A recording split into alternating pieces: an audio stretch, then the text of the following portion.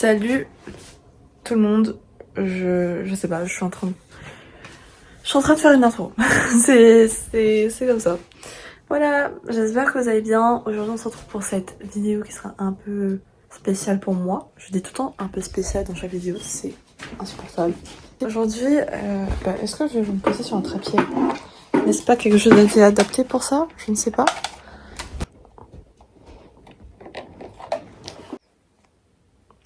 Voilà, je pense que ce sera la dernière fois que je mettrai ce téléphone sur ce trépied avant très longtemps.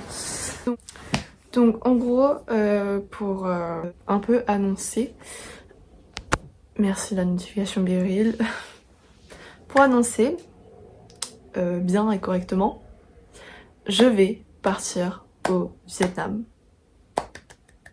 Là, aujourd'hui on est le 13 juillet 2023. Demain c'est le 14 juillet donc je serai pas là. Je serai à l'autre bout de la terre avec 5 heures de décalage. Donc au revoir. Dans le contexte, ça fait 4 ans que je ne suis pas repartie au Vietnam. Et ça pour diverses raisons. Donc le Covid notamment, qui nous a un peu tous fait chier pendant les dernières années qui s'est passé. Et aussi le bac, parce que le bac ça se fait pas tout seul, hein, on est d'accord. Mais ma mère elle a dit vaut mieux que tu te concentres sur tes études à toi. Et du coup j'ai attendu encore un an et encore un an pour au final venir à ce jour où je vais partir au Vietnam pendant plus d'1 mois. Et encore, c'est pas que le Vietnam. Il y aura plein d'autres destinations, mais je vais vous le faire découvrir petit à petit. Voilà. Donc j'espère que cette vidéo vous plaira. Je vais tout simplement filmer en fait tout ce qui va se passer aujourd'hui, c'est-à-dire l'aéroport, tout plein de trucs, etc. Je vais vous parler et je vais aussi filmer ma première journée au Vietnam. Et ensuite, vous allez voir pour le reste, je vais faire du contenu, des vlogs, etc. pour montrer en fait la différence en fait culturelle, économique, etc. entre la France et le Vietnam. C'est super intéressant je trouve. Et si je voulais faire ce genre de vidéo pour moi, ça me touchait vraiment à cœur de faire des vidéos qui étaient en rapport avec mon pays d'origine. Et malheureusement, il y a des gens et beaucoup de gens qui ne connaissent pas la culture vietnamienne. Et le Vietnam en globalité, je pense que si vous connaissez le Vietnam, je pense que c'est pour les histoires de guerre et tout ça, enfin tout ce qui s'est passé en fait dans le passé. Tout ce qui s'est passé dans le passé, génial, je sais pas. Mais je vous assure qu'il y a plein d'autres bienfaits. C'est culturellement parlant, c'est hyper intéressant.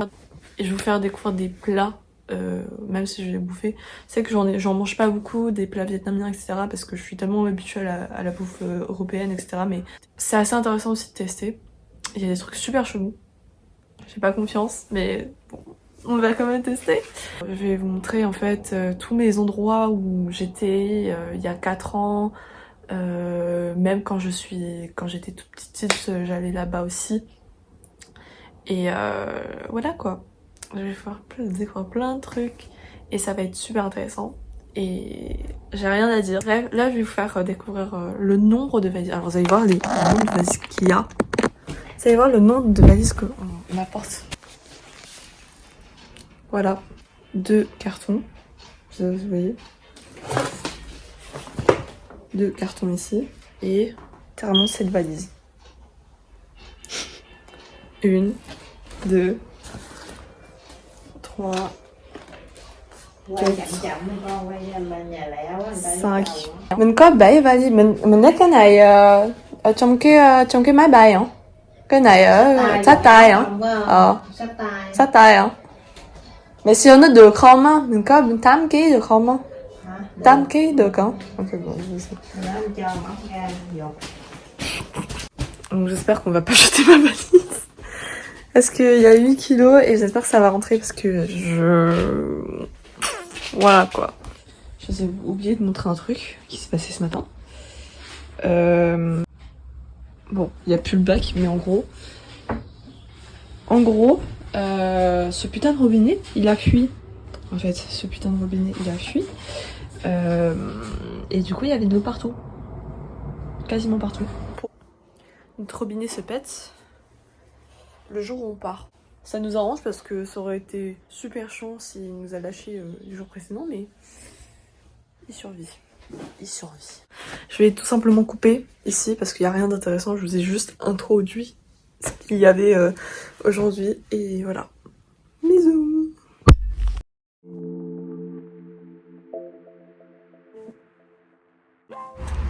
Je suis arrivée sur une aire d'autoroute. Voilà, pour faire une pause, il reste environ... mon père il a dit la dernière fois, mais je sais plus. Et j'ai dormi sa mère. Là, je suis en train de prendre un petit goûter.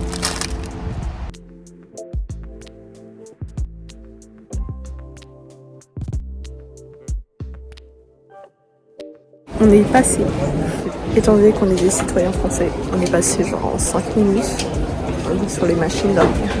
Donc, tu scannes ton passeport et du coup ils vérifient ton identité. Ma mère elle doit être en une plombe pour se faire vérifier.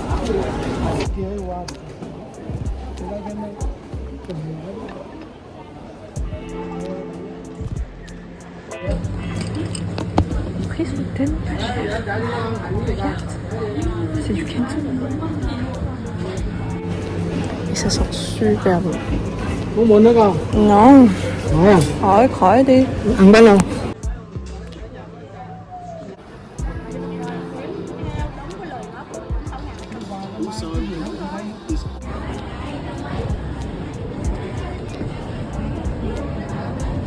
Je crois que c'est ça notre mot.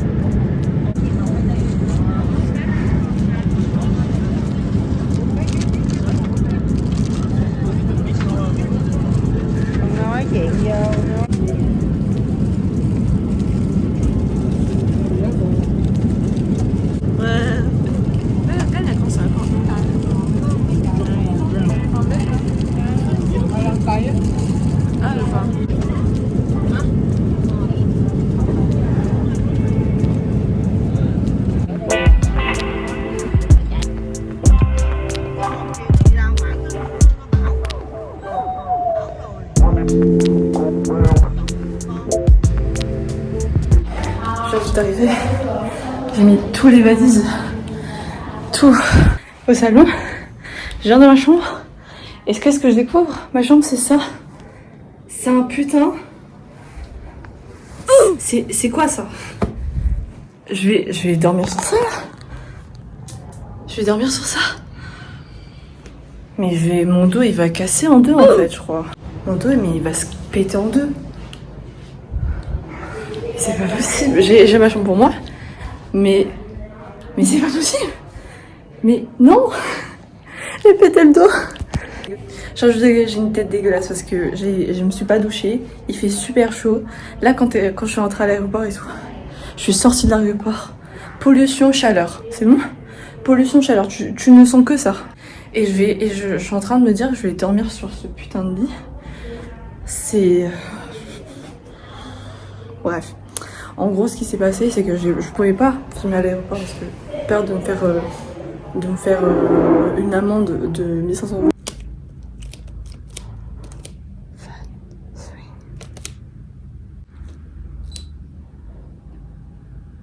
Merci.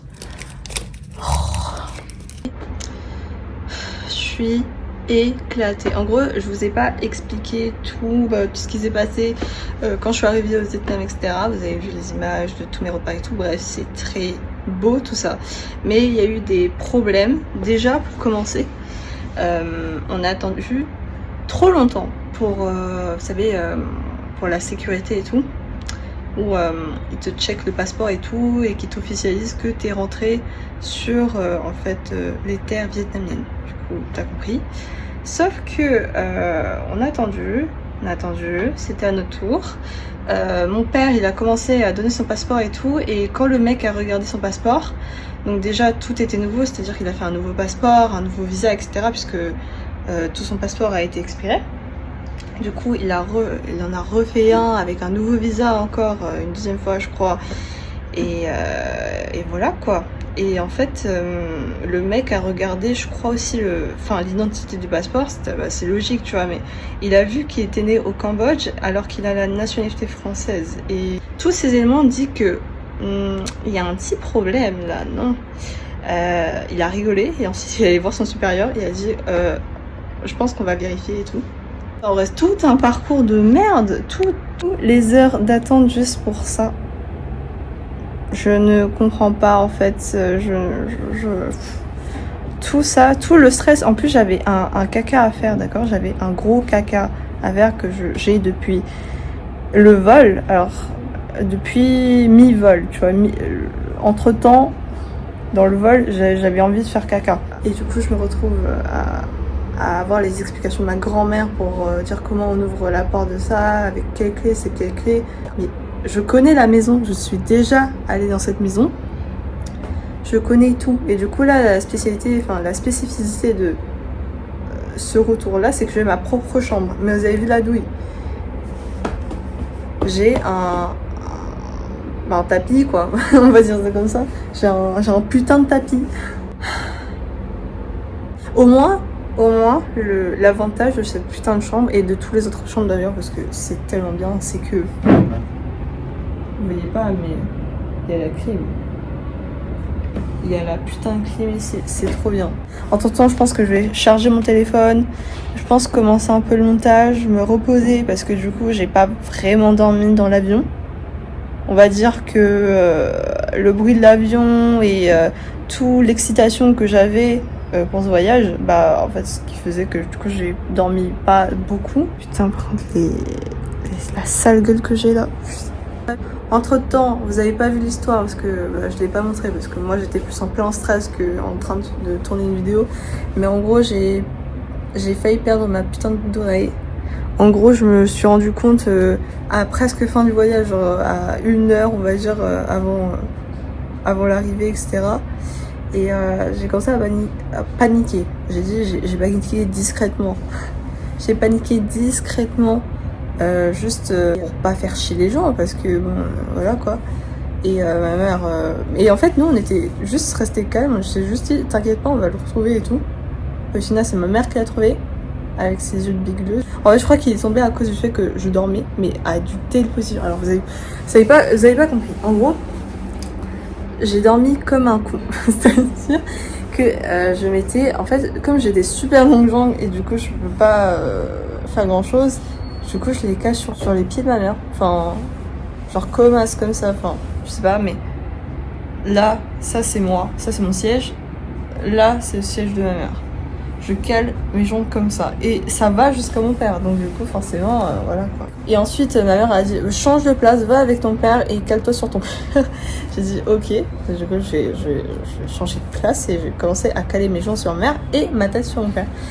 Je dormais quasiment allongée. Pendant tout le voyage où j'étais à Francfort, j'ai que fait de stresser dans ma tête parce que je savais que clairement quand j'allais parler anglais, je sais que c'est con, mais je pense que vous savez pas à quel point c'est dur de parler une autre langue quand c'est tellement pas prévu. Donc voilà, et du coup il y a eu tellement de problèmes, il y a eu des problèmes avec nos bas moussants de pied là. Bref, je vais me reposer, je vais poser mon téléphone et le charger et je vais faire le montage parce que j'ai plus de wifi et je peux faire plein de trucs, donc tant mieux.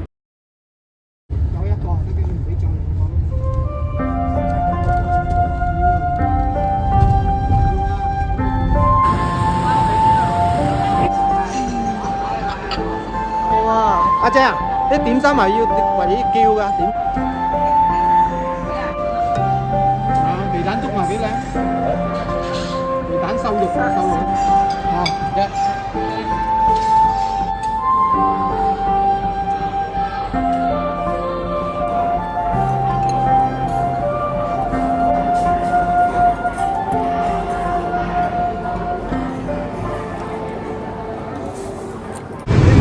En gros, je vous montre, mais tous les bastions ils sont comme ça. Genre, tu peux avoir un super commando que un truc super vieux, et je trouve ça donne un petit côté local, tu vois.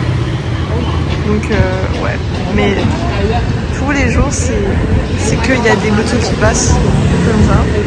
C'est super animé depuis 4h du matin. Donc, Ensuite on est allé au supermarché, donc c'était l'endroit où j'allais le plus souvent, et on allait faire des courses et en même temps aller voir ce qui a changé et ce qui n'a pas changé en fait, tout simplement.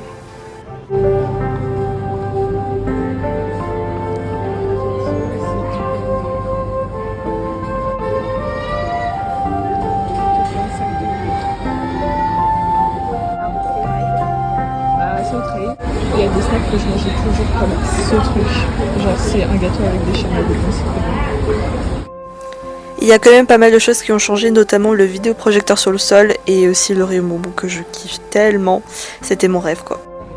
Dans le milieu de l'après-midi, on est allé au centre de Saigon pour tout simplement voir les monuments historiques de la ville, comme Budin qui veut tout simplement dire la poste.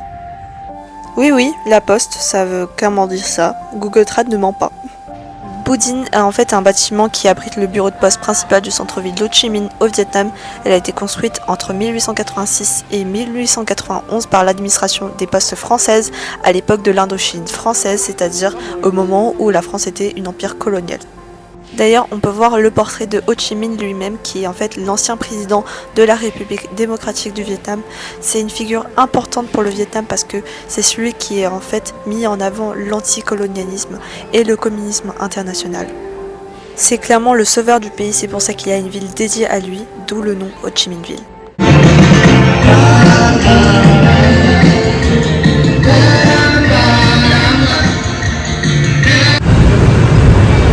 Ça, Vietnam.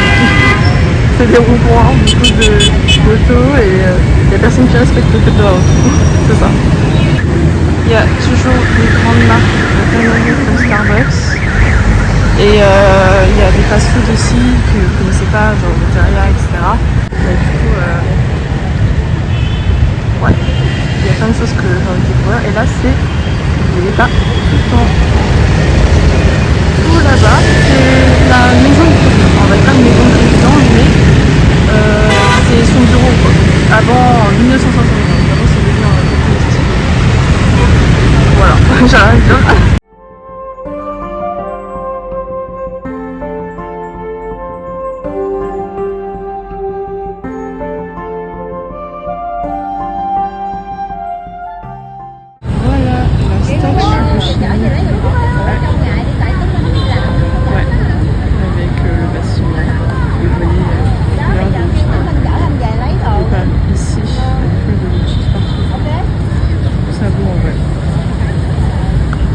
Et les grands buildings qui existent. City, Subway. Bên kia có bông sáng á.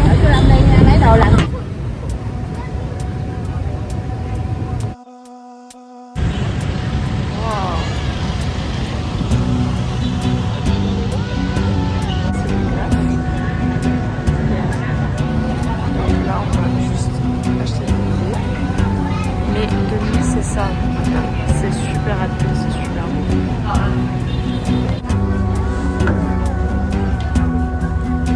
On va aller dans cette ville.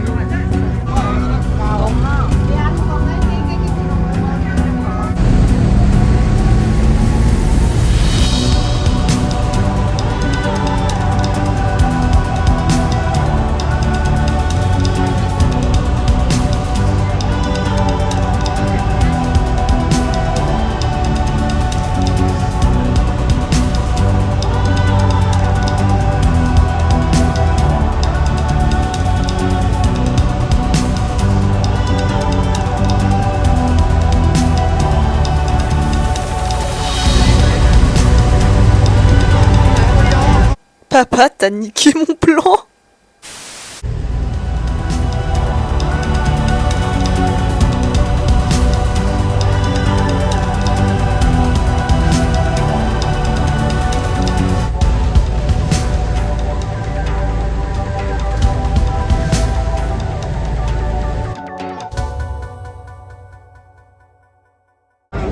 Mà chai này.